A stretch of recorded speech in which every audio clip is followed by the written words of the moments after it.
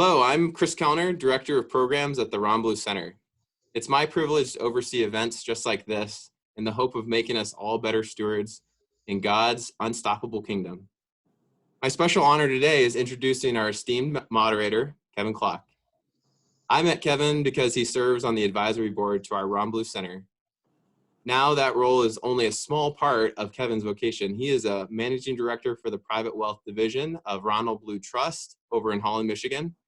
There he serves nearly 100 families by helping them make wise financial decisions. And he helps other advisors do the same. More importantly, I would argue Kevin is a husband, father, and a grandfather. And we're so glad to have you here today, Kevin. Take it away. Thank you, Chris. If any of you are in the same role, you know, the grandfather part is the most important of that whole list. Right. I'm pleased to introduce our panel for today. Let me start with ladies first with Angela Shannon. She's a business owner. She has owned her own business for over 25 years in the insurance industry and has been involved in a lot of charitable endeavors over her life. So she's blended career and family and calling and charity. So glad to have you with us, Angela. Thank you. Let me just ask you to share with us what inspired you or led you to be willing to be on the panel today. So past graduate, Jeremy Underwood, is also a Farm Bureau agent, and he reached out to me and asked if I would partake in the panel. And I think I have a lot of respect for him to reach out to me to ask me to do this. I absolutely thought an hour of my time would definitely be well worth being part of this. So glad to be here. Thank you, Angela. Second person I want to introduce is Jason Paulateer. Did I pronounce that correctly, Jason? You did. Jason has been a longstanding executive in the banking industry and has been involved with community and economic development. And we don't have more time or enough time to go through the list of all the boards and things it looks like Jason has served on, but certainly has also balanced several balls in the air and fits this panel very well. So Jason, your thing you hope to contribute today in being on the panel. Yeah, so I actually did a talk for the Grand Rapids Young Professionals last summer and actually met Chris there. And following up on that, Chris invited me to maybe share some of my thoughts with his students. And I guess my do not disturb is not working because my phone just started ringing. But Chris asked if I would be willing to share some of my thoughts with the students. And a number of years ago, I started volunteering to actually lead financial education classes for Dave Ramsey for Financial Peace University. And so this has become a passion of mine. And much of what we do at Fifth Third is provide financial education in the community. And so I'm always happy to impart wisdom, particularly on young people when I get the opportunity. Well, thank you, Jason. Look forward to hearing your comments. Our last panelist is Jim Dekker, which a lot of the students will either know or have heard of already. Professor of Ministry and Bible and the chair of Religion and Ministry at Cornerstone University, but also 30 years of youth ministry. I have the same question for you, Jim. What led you to be willing to participate with us today? Well, a lot of my experience has been in ministry, and both making my way through a lot of years of school and accruing a good amount of debt, and also being able to manage other people's money because they've been donating to the work that I've been doing, whether it's youth ministry or working on my degrees or in a variety of ways. I've seen God at work in amazing ways, using his resources across the kingdom of God to help other people do what they need to do. And it's quite a passion of mine. And I've been able to see both the thin side of things and the more blessing side of things. Thank you. Let me transition this towards our question in our discussion time, but I want to start off with just a thought, a couple of scriptures, and then we will go through a summary of the questions that you presented to the panel. We're really pleased with the amount of participation by the students and the questions they have, so we look forward to those. So first, my thought, which is there's a concept that I'd like you to think about, which is that money is fungible. And fungible is a legal or economic term that something that is able to be replaced by another equal item or something that's completely interchangeable.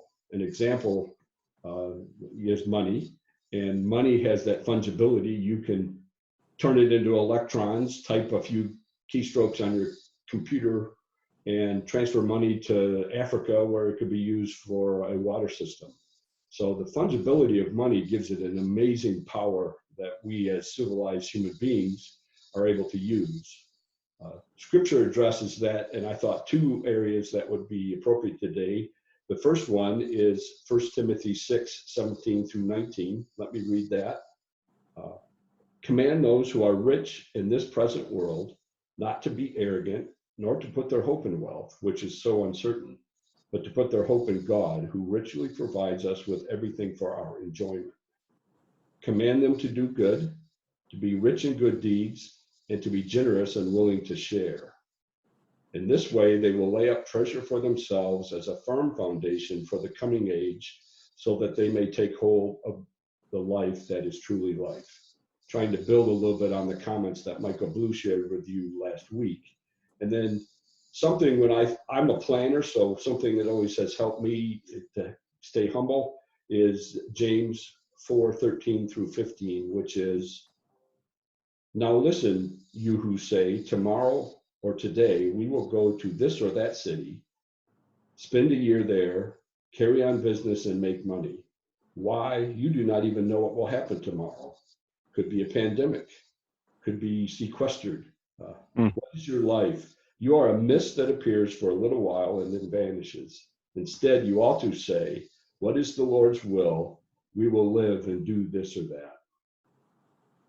Excuse me, if it is the Lord's will, we will do this or that. So from trying to build on that heart where your heart treasure is, I want to start with you, Angela. And you know, as you shared in your opening comments, if you just please share with us, you know, I think this would cover a number of questions that were asked, which is your thoughts on how you have learned to balance a calling on your life with a career. So I guess over my life, I have definitely fallen into a lot of great things. And my career was one of them. I was 21 years old, standing outside of an automotive shop, and was finishing off working for Pontiac Motorsports. And the gentleman I was speaking to knew that I was finishing my term with them. And he said, what do you want to do? And I said, sales. And he got me an interview. I didn't even know what he did. He actually was in insurance sales. So that was a leap of faith. And I sat down with his manager and really liked what I was hearing and the culture and the things that I could help people with. And so I did. It was 21 years ago, or I was 21 years old when I interviewed, and then I've been in the career for 24 years, and I have never looked back. I'm lucky to know that this is where I'm supposed to be. It feels right. I'm with a great company with great leadership, you know, and it provides me the ability to educate clients and then to protect Michiganders. And then because it's, you know, providing me the ability to earn income, I can also give back to my community, which is, you know, just fills the soul and the heart. I noticed in your comment that you said you were kind of standing there by the side of the road and somebody approached you. Can you expand on that a little bit? So I was actually outside of a garage. I used to drive race cars. And so I was standing out of a mechanic shop, just hanging out with some guys that I drove race cars with. And one of them was an insurance agent by day. And like I said, I did not know that about him. We just raced cars together. So it was just a chance that we were talking about this at the right time. He asked the right questions at the right time. And I was in the right place at the right time, I felt. So that's quite a balance. An insurance person who races cars. You have a broad personality. Yeah. I love it. Jason, you've interacted with a lot of different people through your career. It's very obvious from your resume. I'd like you to just kind of share your thoughts on balancing the cost of college and how you get through things, fund a very difficult and can be expensive endeavor in a way that you maintain financial freedom and personal freedom after you graduate from college. So thank you for the question, Kevin. Real easy one. Right. A proverbial alley-oop, as it were. I missed in Angela's bio that she was a race car driver. That's pretty awesome. If I could, I'd like to jump back to Angela's question for some quick input, and then come back to the questions you asked me about paying for college. For me, so I've been a banker for a number of years now, since 1995. And for me, it was really an opportunity for a job, right? I am fresh out of college, trying to figure out what I wanted to do with my life. And what I learned early on in that career, or in this career, was the best way to get into debt. As a banker, I was responsible for selling credit cards and car loans and home equity loans and things of that nature. And so, and so as I learned to sell it, I also learned to use it really effectively. And I stumbled across a curriculum that really taught me about how to use it, or even better still, how not to use it. And that really kind of became a calling upon my life, is to teach others how to use it effectively and not to let it overwhelm you.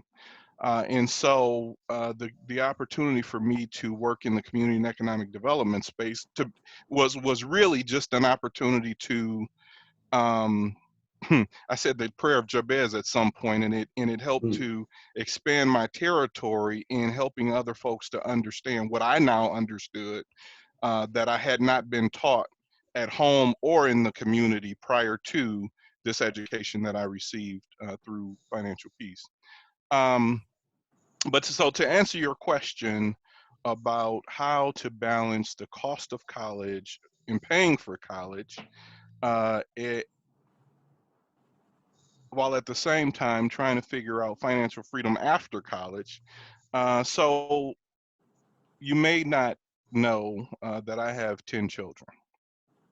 And the one thing that I've shared with my 10 children is that dad's not independently wealthy. And so dad won't be able to pay for any of you to go to college. So it's on you. And because of that, what we try to instill in them is that there are ways to pay for college where it does not have to be a burden on you for the rest of your life. One of the things that I did once I stumbled upon the curriculum that I mentioned earlier, which just so happened to be based on the principles of Ron and Judy Blue, is to get out of debt as quickly as possible, right? Or not have to use debt if you don't have, if you don't necessarily need to.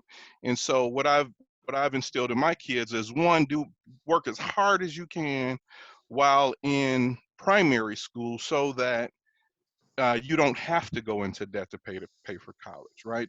There may be scholarships that are available just based upon your academic prowess, based upon the things that you do in the community that you may be able to take advantage of. But also, one of the other things that I learned is that there are a ton of scholarships out there for students or aspiring students to apply for that can help them to pay the full brunt of their college education. And several years ago, through the show called Shark Tank, there was a kid who had used this strategy of searching for scholarships of all shapes, sizes, and colors to be able to pay for college. And he was able to raise over $1 million just through scholarship applications in order to pay for his college. And what he did is he turned around and turned that into a business. And he created an app called Scholly. And this isn't a plug for any particular none of these folks are paying me to say this stuff, right? But he created this app called Scholly so that other students could do the same thing. And there's scholarships for everything. If you're left-handed and can write with your right big toe, you could get a scholarship, right? If you like ice cream on Sundays, you can get a scholarship, right? So what I encourage students, my kids primarily, but students in general, is to really make searching for scholarships a full-time job in order to pay for college so that you don't have to go into debt in order to do that. And then once you graduate, you're not ladled with that debt and having to repay it the way that I did after college. And so that's what I would say, Kevin. That's great. The definition of freedom that I like is being exempt from confinement or restraint. You're able to have options and you don't feel restrained. So there's kind of a borderline there between encumbering yourself for too long or trying to remain free to have some wiggle room. And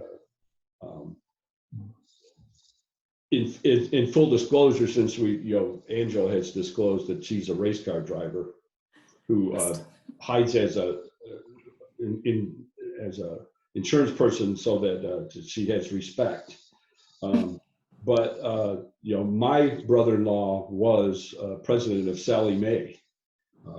That was closed during the Barack Obama administration, and he now runs Creative Dining Services, which feeds the Cornerstone students. But Jim was involved in a lot of programs to try to help with the repayment. The programs that if you make so many consistent payments, you can pay them off. But similar to you, Jason was real convicted to look at the whole of life, help kids look at the whole of life. Jim, I got a question for you. Sure. This one distills probably about a third of the questions that we got. And essentially it boils down to what about handling money was difficult for you as a young adult? And then the second part of that question is what did you do that you might share with others to help them overcome that difficulty? Well, that's a really great question. It really ties into my journey, my financial journey, really well. And it ties into what Jason was just saying. So when I was much younger, I was able to work my way through tuition. So when I was doing my undergrad, I could work in the summers at General Motors. I'm from Ontario. I'm a Canuck. And I lived in Oshawa, which is a huge General Motors plant there. And I worked the jungle line. I did welding, I did fabricating, I did metal stamping. I worked double shifts. I just worked really hard because I just did not want that debt when I left school. And so when I did leave school, we got married right after I graduated my undergrad and went off to seminary. And there incurred more debt. But my undergrad was almost paid for by just working hard in the summer. And I know we're not living in times like that anymore. Things are very different now. But the aspect of working hard is always going to be helpful. And Jason was raising that. He's saying, look, work hard at finding scholarships.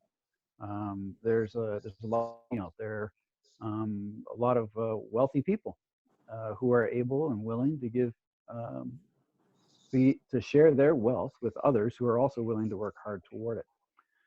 So I think that principle was happening.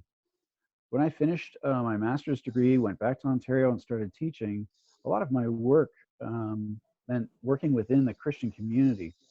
And in many ways, because I was involved in ministry, I was a Bible teacher for 8 years in a Christian school.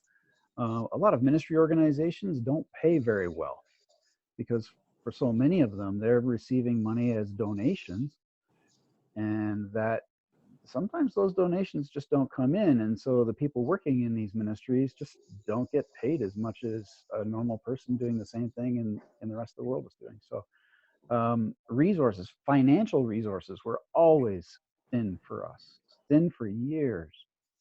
I remember we bought a house at one point, just a small little bungalow in Belleville, Ontario. And when we had to sell it, because I had to move, we lost $20,000 on the sale of that thing. We sold it, we had to sell it for $20,000 less than what we bought it for.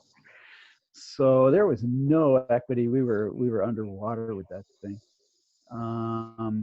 And so it's always been tight. And throughout the journey, what I've discovered is that wealth is not just the dollar figure in your bank. Wealth and your resources can be measured in so many different ways.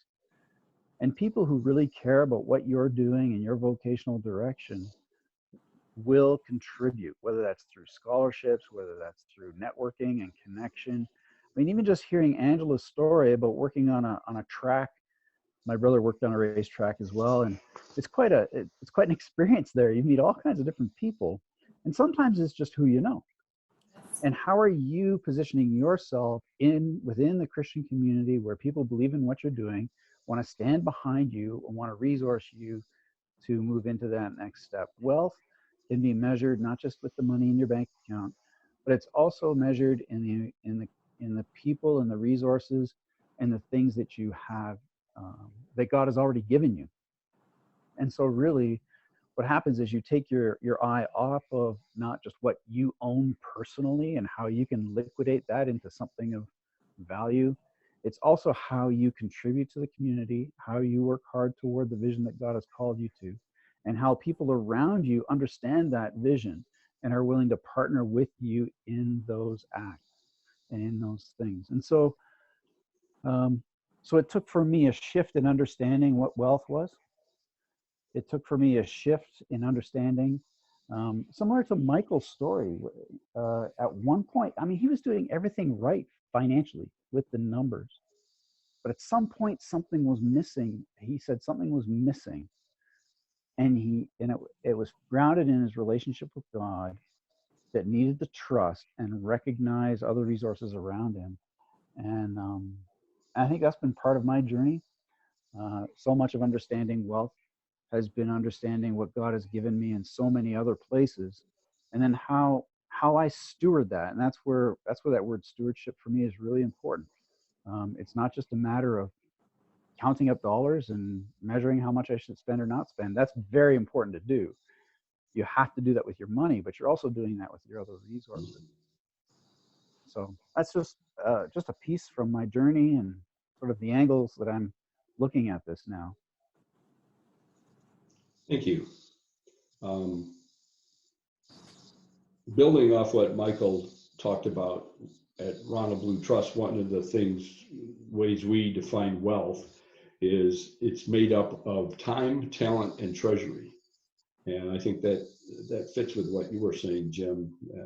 One of the things, being a mathematician, an engineer, and a scientist by education, that has helped me with my finances is to think of my earnings over my lifetime as a long rectangle, with the vertical axis being what I earn and the horizontal axis being the time I have.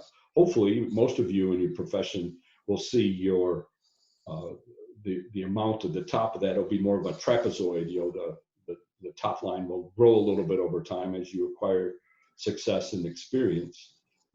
But if you look at that entire rectangle, sometimes I find that can be of great help. That you don't have to do everything immediately, but a little bit each year, a little bit over time, you really will be entrusted with a lot of financial resources over your lifetime if you work. One of the things I heard from all three of you was being active and being hard at work, working hard. And I think that fits in with what Michael talked about with, your faith leads to actions and doing something. The heart side of the 4-H's is what Michael finished with. And so that led me to think about the passage in Matthew 6, where, your treasures are, that's where your heart will be. So I'd like a round of thoughts on that. What have you done in arranging your finances that help you to store up your treasures in heaven so that you can find your heart is there as well? And if I may, I would like to start with you, Angela. Do you have something that you can impart in that area? That one was a little bit harder for me. I always, at the end of the year, I look at look at the taxes and I go, okay, based off of what I earned, did I do what I needed to do in making myself feel good and be part of the community and get back to things that are important to me? And so I always take into consideration what that looks like for the next year, because that's super important to be involved, be around people that fill my heart, that I'm doing good things for. And with preparing for my business, I look at the fact that I see the importance of a succession plan. I have clients that I absolutely love and adore and have been with me for 20 plus years. And I plan to have another 20 years in the industry. So my goal is to make sure that I found someone to align to my values, to hand my business off to, that will also then support the community in order to have a good long career in this industry. And also, planning for how I want my estate to pass in the way of giving to charities, things that maybe it might be an endowment at that time. If nothing else, it'll be money I plan on leaving on, basically. Same question to you, Jason. Thanks, Kevin. So for me, I think about this idea of put on your oxygen mask first before you go to help the next person. And the way that I've lined that up in my life is right off the top, I give 10% to my local church. Now, I haven't always done that. And that was one of those things that I've learned along my journey.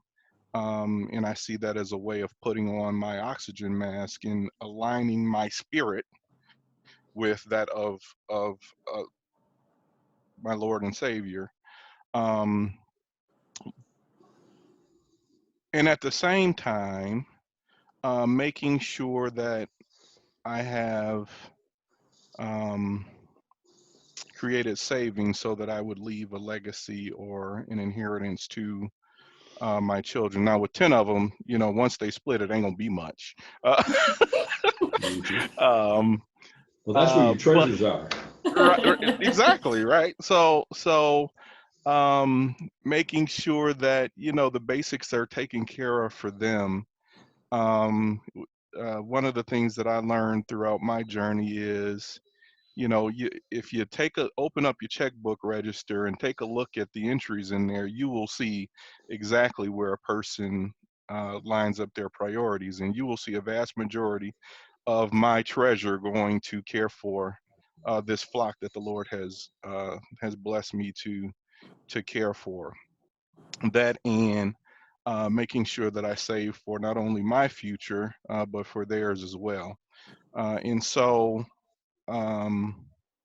how we have aligned to ensure that our treasures are cared for is essentially through that, right? When I was a young guy right out of college, and I learned that the 401k was available to me. Even if I could only put a little bit in it, I started contributing immediately, because that to me spelled an immediate increase in my pay, because my employer matched dollar for dollar, right? And so if I put in $1, they put in $1, and so essentially I just invested $2 for half the price. And so I did that. I started that immediately and have been conscientious at continuing that throughout my career. And so just making sure that, again, the basics are cared for, that I am providing for the family that the Lord has blessed me with, and that I'm giving to the local church house is how I would line up that question. One of the things I heard there was that you getting yourself healthy is a first step to being able to help someone else. Absolutely. And it's not a selfish act. It's like doing exercises before you try to pick something up so you don't hurt yourself or drop, especially if it's important, you don't drop what you're helping. Mm-hmm. What I also see with that is he's teaching his flock also how to do that by his actions, which I think that speaks volumes. For sure. Yeah. Excellent. Jim, you've worked with youth. You've obviously had a lot of experience in this type of a thing. And you've been able to do some of this yourself with how you've spent your career and time. What advice do you have? Yeah. Well, one of the things that got me stumbled in my journey was that I thought I had to make a lot of money before I could start saving, or before I could be responsible, or before I could tithe. I had to make more money. I had to be able to pay all the bills, put everything away, this and that, cover everything first. And then whatever the balance, that's what I pay my 10% to the church in. And so what I was doing is I was spending way too much time on just a misguided approach to managing that. And I was under the impression, as a young person coming out of college, I was under the impression that this whole fiscal responsibility was coming from people who were far more wealthy than me. And I had to get there first before I could be fiscally responsible, financially responsible. And that had to break, because it just didn't work. The more I tried, the worse it got. And what I had to reorient in my head was, I have to do the math. I have to be responsible.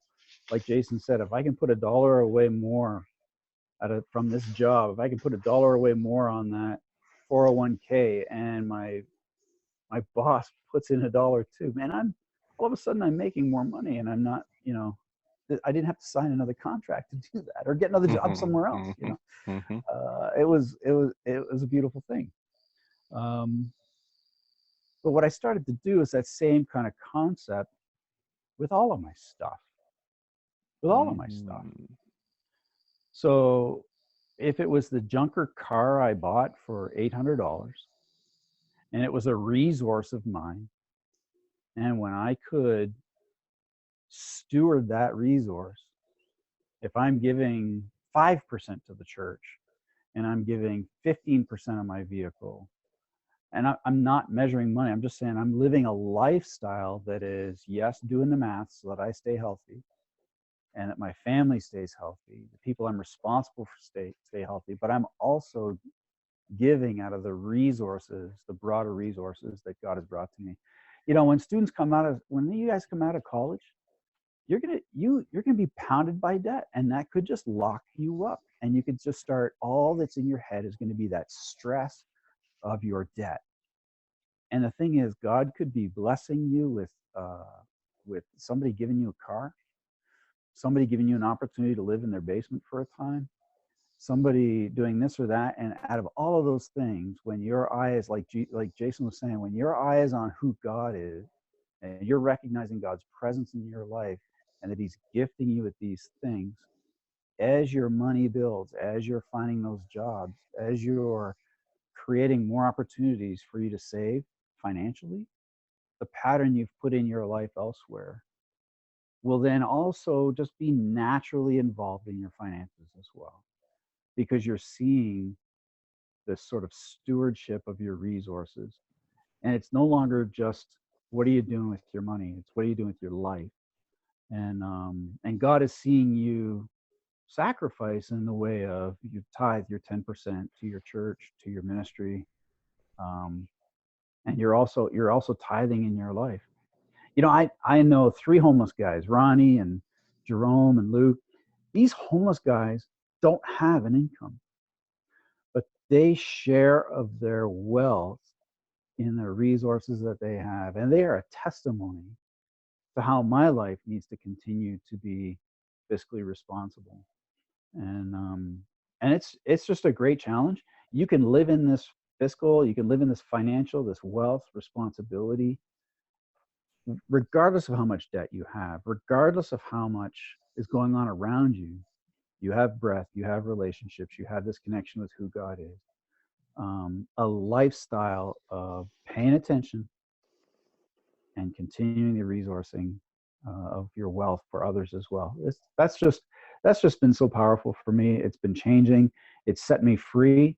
I have not made an idol of money, which is what I was doing in the past. And you set your heart on things above, and in that way, the kingdom of God becomes witnessed in so many areas of your life, financially included. Thanks, Jim. You know, but when that idol isn't an idol anymore, it kind of becomes your servant, right? Right. It's one of that's amazing judo flip that God does on things. When we Right. let them go, they come back to us. Yeah, and it doesn't mean I give all my money to Lou or Ronnie. They're not even looking for my money. Yeah. You know what I mean? They know that my hand is open in my resources, and giving money to the first person who needs it is not necessarily wise either, because we're understanding the stewardship of God's resources among all of us. And I can also look at a guy like Ronnie or Lou or Jerome and know that they have resources, and they have relational resources, wisdom resources, ideas resources. You become more connected with the kingdom of God than just connected with a spreadsheet. Yeah. Well said. I think about that also in a space of the parable of the talents, Kevin. Right. You talked earlier about that rectangle that resembles your life and the growth of the growth and abundance of your resources that become available to you. And I think what the parable of the talents teaches us is that if you are faithful in the little things, Right. then God will bless you with more things, because you have stewarded those little things well. And just by default, greater things come to you. Yeah. And it's not because greater is better. It's because you're responsible with it. Exactly. You see, and because it wasn't your God when it was small, it's not going to be your God when it's big, because you're keeping an eye on the kingdom. You're not just keeping an eye on your spreadsheet. Exactly. You know, you're not just polishing your idol. He's not going to give you more gold if all you're doing is polishing it. You know? Right.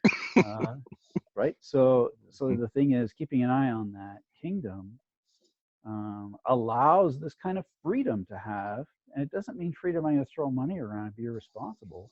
I'm still going to keep that spreadsheet. I'm going to pay attention to my resources. But I can do that prayerfully, because I'm also paying attention to how I'm handling my time, how I'm handling my relationships with others, and where I'm pouring into. And you see, a college student, and money's a big deal. That's a ton of debt right there. And you need a car to get to work. You need a computer. You need a cell phone. You need all these things are going to just pull on you and pull on you and pull on you. And that spreadsheet's going to get redder and redder and redder. And, you know, you will have other resources that God's going to be just knocking on your door saying, hey, you know, this is how you can glorify me in these other areas, so that as I increase your income, you will have a disposition of generosity, of wise generosity, because you were that way with your relationships. Maybe it was with your car, maybe it was with whatever. That's right.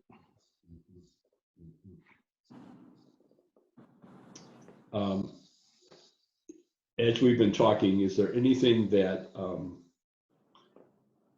any of you would like to share, thoughts that have come to you while we're discussing? I just looked at the clock and we are near our end time, but before I close up, I want to give each of you a chance to just make any comment that's come to your spirit while we've been talking. Ladies first. I would say with what we're going through right now, it's so important that to have an emergency fund. And I think that this time has maybe brought that to the forefront to people, that the importance of that, and maybe they'll take a look at their whole overall financial situation and making sure they're in good standings in all areas. Jason? I would agree with that, absolutely, Angela and Kevin. Not only an emergency fund, but going back to the first point that I made, when you think about a time like this and a crisis like this, making sure that the Dave Ramsey calls it the 4 walls: food, shelter, Right. transportation, and utilities are taken care of, Right.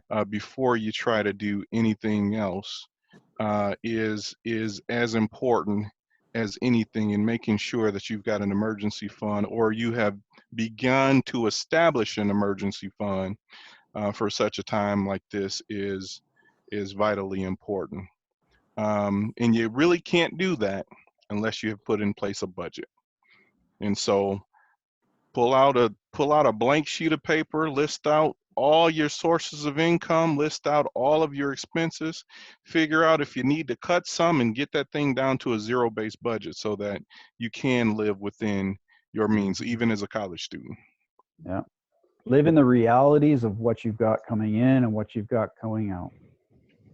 And the Ronald Blue Institute handout that you have does a pretty good job of helping you make a great start at that. Right. And it's a format that you can use in your groups to discuss and encourage each other with. Jim, anything else to add?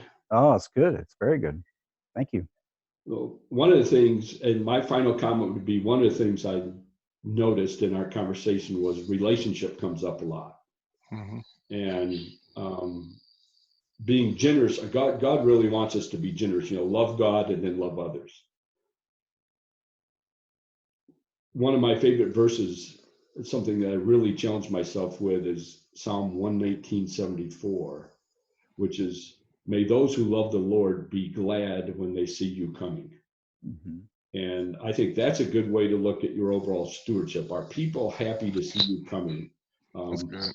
I was always happy to see my grandma coming with the good food, and and to this day I can still remember that. There's certain little things, so I would challenge all of us listening to not underestimate the little relational things. It might be just hey, I can't help you, but I can help you find someone who can help you. Relationship, encouragement, caring, helping people know, sharing what we've learned, and then besides that, maybe we can all aspire someday to be able to be race car drivers and really achieve some thrill in our life. But thank you very much. I've really had the privilege of dedicating my life in working in this area. I think I have the best job in the world. I work with the two things that last forever, which is God's word and human beings.